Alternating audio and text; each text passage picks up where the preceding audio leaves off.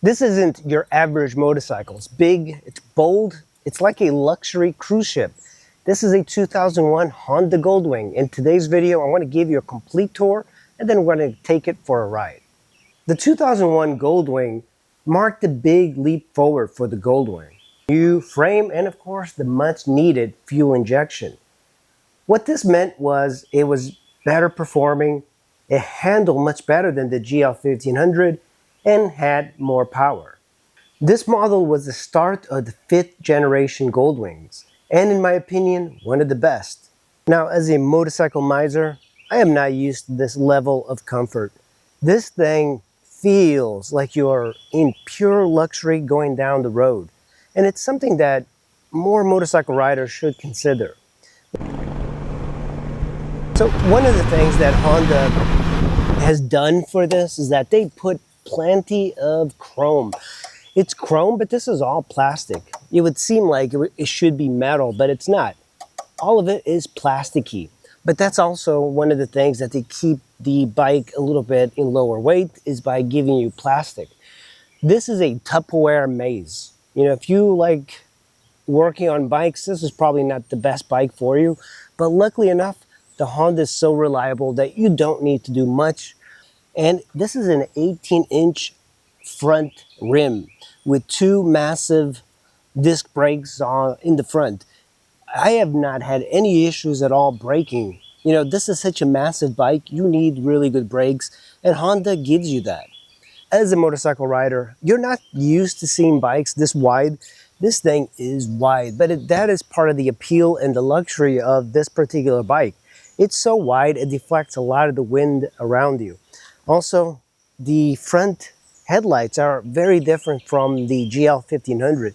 Everything on this bike is completely new. When it first arrived on the scene, it made a lot of buzz because this is probably one of the better selling models.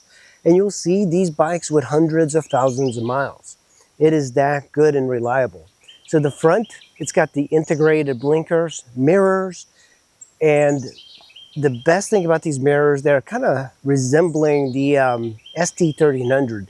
They're extremely good. You can see everything behind you. They're rock steady. It's got aux lights that you can control from the cockpit. And it's surrounded by this fascia of plastic everywhere. There is highway pegs. These are so wide, and because of the engine, this part of the bike kind of comes out. My leg kind of hits it. It's not that comfortable, but I do appreciate having highway pegs because once you do a highway ride, like you'll realize how good they are. And of course, this is that 6-cylinder engine, the 1800, and it is silky smooth. This is definitely the best thing about this particular bike. And you can get this bike as the Valkyrie, which is the naked cruiser version of it. I wish they made more of a standard version as opposed to the cruiser, but we could all dream, right? This one is different than the GL 1500. The 1500 engine required, or this one, the 1800 requires valve adjustments, while the 1500 does not because it uses hydraulic valves, so you don't have to touch the valves. This one, you do. Every 33,000 miles, you have to adjust them. And it is easy to adjust because the cover's right here on both sides. So I've not done it because this bike only has 12,000 miles. It's a baby for a Goldwing. You also have nice crash bars to protect the bike. These bikes, surprisingly, they don't fall like most bikes. If you drop this bike, because it's so wide, it doesn't stay like horizontally. It actually like rests at an angle. And I've seen people drop these bikes at the tail of the Dragon, and they are relatively easy to put back up just because they don't go all the way down like a traditional bike. Here you have your massive foot pegs, chrome, not really my style, and just kind of put it there. And all of this is plastic. This is probably one of the reasons this bike handles so much better than the old version. That is a aluminum frame, a first for Honda Goldwing, and it handles well. Also is extremely agile. This bike will surprise a lot of sport bikes in corners and twisties. Now, if riding with a passenger is something that you're into, this is the bike for it. That is a massive foot peg. It's like 6 inches. You also have a crash bar here in case you drop it. It'll protect your saddle cases. The bike is meant for luxury. I think also this bike is comfortable for a passenger as it is for a rider. You have your rails here, and then of course you have a massive backrest, cushy seat. It's lounge-like, so you sit further back. These bikes come with massive saddlebags because they're meant for touring. Under here, you have 2 handles, one on the right, one in the middle, and one on the left. They open the saddle cases. So this one opens that one. Pop that open. And inside, look at this. You have the Goldwing rug here. That's a nice touch. Then you have like just trunk manual. You have a little aux adapter that I'm not really sure what this is for. Maybe for the blinkers or lights. Don't quite know. And you just close it like that. It tends to pop out. You have to be kind of forceful on it. The Honda Goldwing really isn't just a typical motorcycle. It's not just a couch on wheels like most riders tend to say about it. This thing is a sport bike disguised as a touring bike. It is agile, fast, sporty. It handles well. Sure, it's got a lot of mass, but Honda engineered it so well that it's a masterpiece. This is the GL 1800. It's a flat 6 engine, liquid cooled, fuel injected. Fuel injected is nice because previous to this, Honda Goldwings were all carb, with the exception of a few that were the GL 1200s when Honda was still experimenting with the fuel injection. Can cruise all day at highway speeds without breaking a sweat. It's low revving. It's not a crazy bike with tons of horsepower. And that's what makes this bike so unique. Because having this low revving engine, a large engine, creates durability. So you'll see these bikes with the same engine with hundreds of thousands of miles. If you don't believe me, just go on the marketplace, look up Honda Goldwing, and you'll see these selling with 200,000 miles for $3,000 to $4,000 all day long. So let's talk about the transmission. It's a 5-speed manual. That's right, 5-speed, not 6, but do you really need 6? And it's got a reverse gear because with something so massive like this, you need a better way to back it up. Let's talk about frame and chassis. This is the first Goldwing with an aluminum frame. The previous GL 1500 had a steel frame, and it was much worse for handling than this one. This is a lighter, stiffer than steel frame that was on the GL 1500. It's also a sportier handling than what people expect from a touring bike.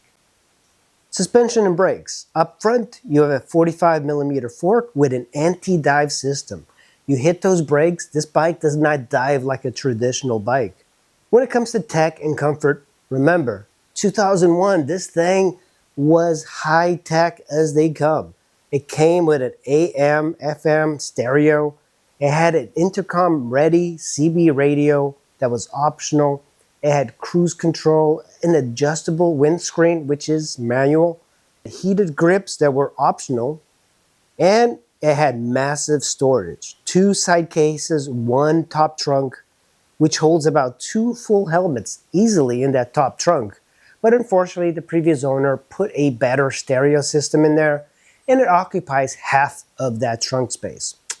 Oh well, at least I'll have really good music. Let's talk about the seating position.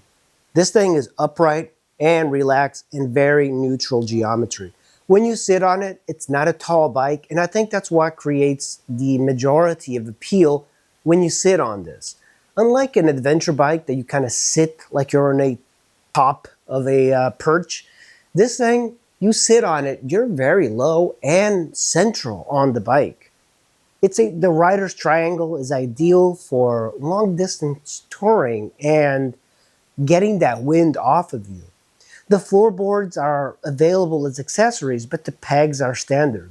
The stock seat is thick and plush. I am telling you, this is more comfortable than my car seat. For me, when riding with a passenger, I never really take into account, because I hardly do, but when you get a Goldwing like this, you kind of feel like you should be taking passengers, because it is as comfortable for a passenger as it is for a rider. I've never felt that about any other bike I've ever had. So when you look at the seat, you have to notice that it kind of goes back a little bit, and that's intentional. It kind of scoops you back. You have a big support here for the back of the rider. For my body type, I actually don't like that too much. I prefer a more aggressive, flat seat, but a lot of people like this sort of style. But the seat itself is one big piece. And you also have like this that kind of comes up, and it just kind of holds you right in place. Of course, the Goldwing came with all sorts of accessories, especially for your passenger. There are armrests that you can get that kind of collapse and kind of come down.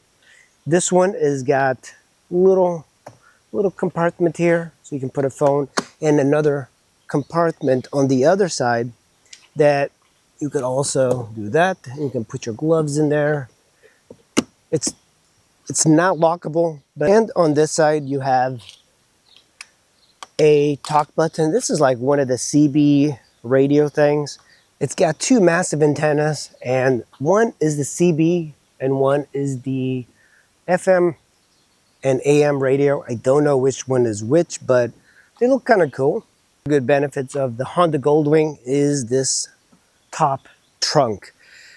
You can put two full-size helmets on the top trunk. Also, it's got a taillight here, taillight there, and at night this really lights up the rear, so you could see this really well.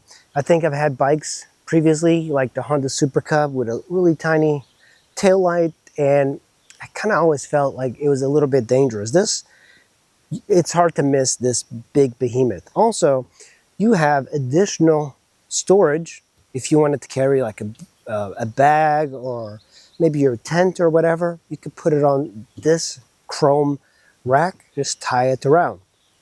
To open this up, there's one of those buttons underneath here, and it is lockable, of course. And boom, you have a top trunk. Now this one, the previous owner did something a little bit different. He removed the space, and he basically put a massive stereo in here with a subwoofer. And then you open it up. That's right, it's hooked up to the battery. You have a little light and a mirror to check your makeup. Of course, you have blinkers and brake lights integrated into the saddle cases as well. These saddle cases are very well protected because if you drop it, they have crash bars. So you have LED lights here, they're marker lights, and the exhaust is pretty cool with 3 exhaust pipes on each side. On the left side of the bike, you start to see more of the buttons. This bike has got buttons galore, but they're all buttons that are easy to hit. If you have a newer car like a Tesla, you have a touchscreen, which is really annoying. So I do appreciate these buttons. Here you have a vent. The vent is so you can close off the heat from the engine. So if you're riding in the summer, you might want to keep that closed. If you're riding in the winter, this is a hack. It basically keeps you riding in the winter in comfort. And here you have buttons on the left. You have a headlight adjustment, electronic, so the up and down. Then you have a hazards button. You have your fog lights. And this is a typical thing to this particular Goldwing. I believe all Goldwings with these buttons have this issue. Sometimes when you push it in, it won't come back out. And that has something to do with the spring and the grease that Honda used, because as it gets older, that grease gets caked up. So you have to clean it and lubricate it. But it's working now. That's the fog lights. That is the hazard. And that's memo for this, which is preload adjustment. You can use the preload and create the stiffness as you're riding. That's a brilliant thing to have. These buttons here in the center, they're more primarily all radio and CB type of buttons. You have a volume, then you have the tune here, switch the audio, push it in. These buttons all work well because they're short throw. You can switch to your CD, your AM, your aux, FM, and then you have preset stations. Another interesting thing that Honda did is they put the gas tank. Not here. This is not a gas tank. That's the gas tank, but it goes underneath. You're actually sitting on top of that gas tank, and that creates a lot more lower center of gravity. This left side, you have a button here, and you push it. It's got a 12-volt lighter. It's not too big of a pocket. And then you have another vent here that you can choose to put up or down. On the right side, you have a lockable pocket. So this one, you would probably want to put some valuables in here. Now let's look at this massive handlebar on the left. Of course, you have the clutch. This is a 5-speed transmission, and you have quite a bit. It might seem like it's a lot, but once you learn what they do, it's not that big of an issue. So you have your handlebar, high beam is here, pretty standard. You have turn signals, which are self-canceling. You have a horn. The horn is massive. This is the best horn I've ever had on a bike. And then you have CB volume, CB channel, and CB SQL. I don't even know what that is, but this is all for your CB radio. I don't think people use CBs anymore, but it is nice to have. And then here you have a talk. So you push down to talk and then release. And these buttons here are all radio oriented, or CB volume up, volume down, tune, push and hold to go to the next station. And then here you have on and off for mute. So you have a mode, a trip, and a display. This is what most people are going to be familiar with because you can switch modes. The trip, reset your trip from the gas station, and then display. It has like temperature and stuff on there. So this is the cockpit. This is a very wide thing, and these are hard plastics. You have your tach on this. You have your speedometer that goes to 150 miles an hour. This bike is pretty fast. Most people think it's a slow bike, but it is a fast bike. And then you have your temperature dial, and then your fuel. Very simple up front. Your cruise control, you can set it using this. This is one of the buttons that sticks along with this. This is an important one. It's the reverse button. The way you reverse the bike, you put it in neutral, you push that in, and then once it's pushed, see, like that's an issue with the Goldwing. Like the button will go in, takes a little bit of an effort, and then you push it out. So it has to be on in order for you to reverse. And put it in neutral, the bike has to be on, and then you push it here and it slowly reverses you. So let's go ahead and start the bike. First hit the reverse or the start the button. Brake lights, rear, and turn on the hazards.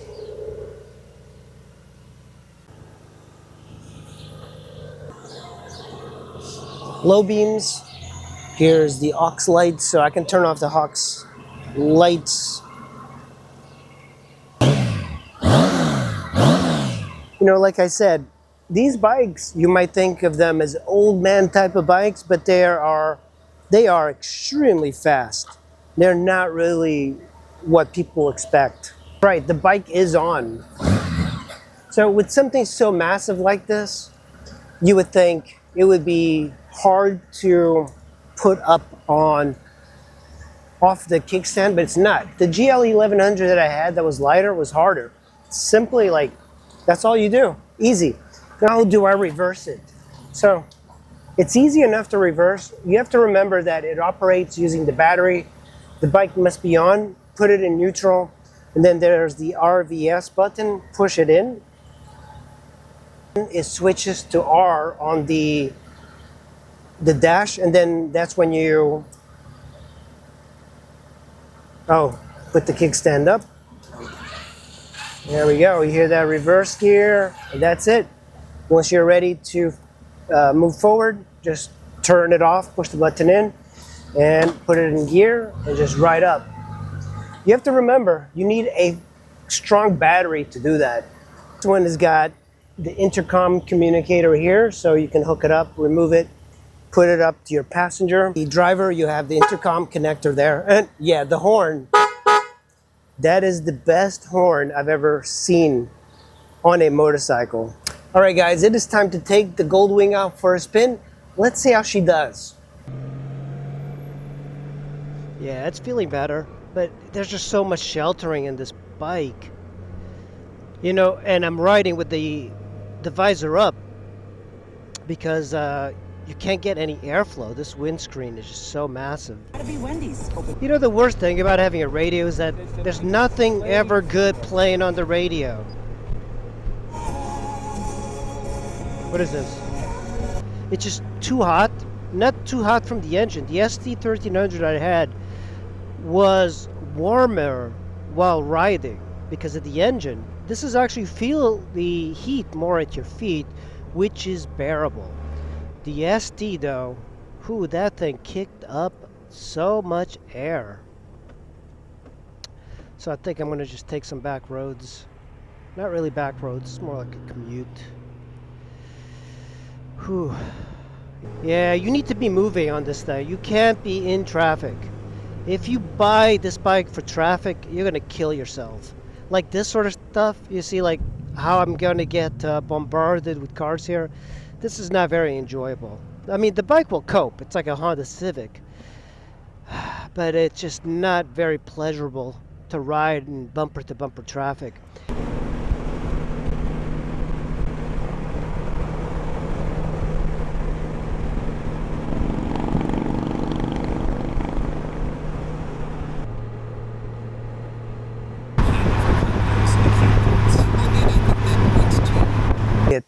You see this massive front, but it is really easy to step through. It almost feels like it's a scooter as far as narrowness. And when you sit on it, my feet touch the ground flat. Like there is no struggle. With ADV bikes, you're tiptoeing. Even a standard bike, you're tiptoeing. This is low. I mean, a beginner rider could sit on this and feel very comfortable. But this is not a beginner bike by any stretch of the imagination. When you put your feet up, notice that it's kind of like this keeps the wind off your body and your leg, and there's a lot of flexibility. It's just a very smooth, it's all about comfort. You could have your helmet up and nothing hits you, no bugs, nothing. It's an incredible thing. I think riding at low speeds would be difficult because of the mass, but it's not. The way they centralize the weight on this bike, it feels unlike any other bike. Well, guys, thanks for watching the video. If you like this video, make sure you give me a like and subscribe, and I'll see you on the next one. Thank you for watching.